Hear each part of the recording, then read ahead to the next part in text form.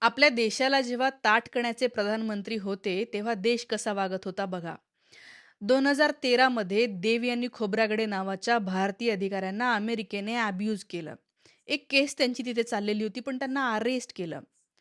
एका इतक्या प्रतिष्ठित भारतीय अधिकाऱ्यांना त्रास दिला म्हणून तेव्हाचे प्रधानमंत्री असलेले मनमोहन सिंग यांनी काय आदेश दिले असतील? भारतामध्ये असलेल्या अमेरिकन एम्बसीच्या समोरचे सुरक्षा बॅरिकेड्स काढून टाकले. डायरेक्ट त्या ठिकाणी बुलडोझर आणला. अजून एक किस्सा. 2012 मध्ये इटलीच्या काही लोकांनी 3 भारतीय फिशरमॅनला म्हणजे मासे पकडणाऱ्यांना मारून टाकलं होतं. तेव्हा या 3 लोकांना, इटलीच्या लोकांना अरेस्ट केलं, त्यांच्यावर एफ-आय-आर केली आणि तो खटला कितीतरी दिवस चालला.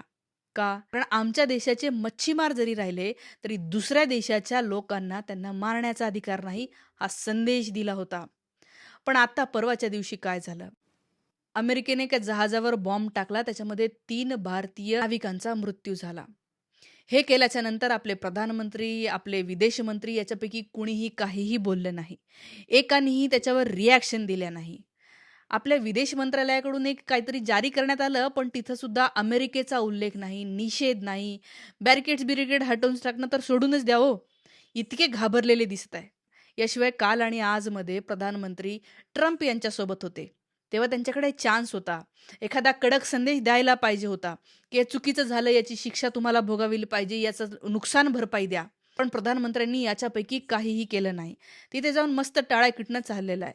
आणि तो फेकू ट्रम्प वरून म्हणतो, भारतावर जर का हल्ला झाला तर आम्ही भारताच्या सोबत येऊ. अरे बेट्या, तुझ्यामुळे आमचे 3 नागरिक गेले. त्याच्याबद्दल तू एक शब्द काढला नाही. त्याच्याबद्दल तुम्ही दिलगिरी व्यक्त केली नाही. आणि आता म्हणता की आम्ही हे करू.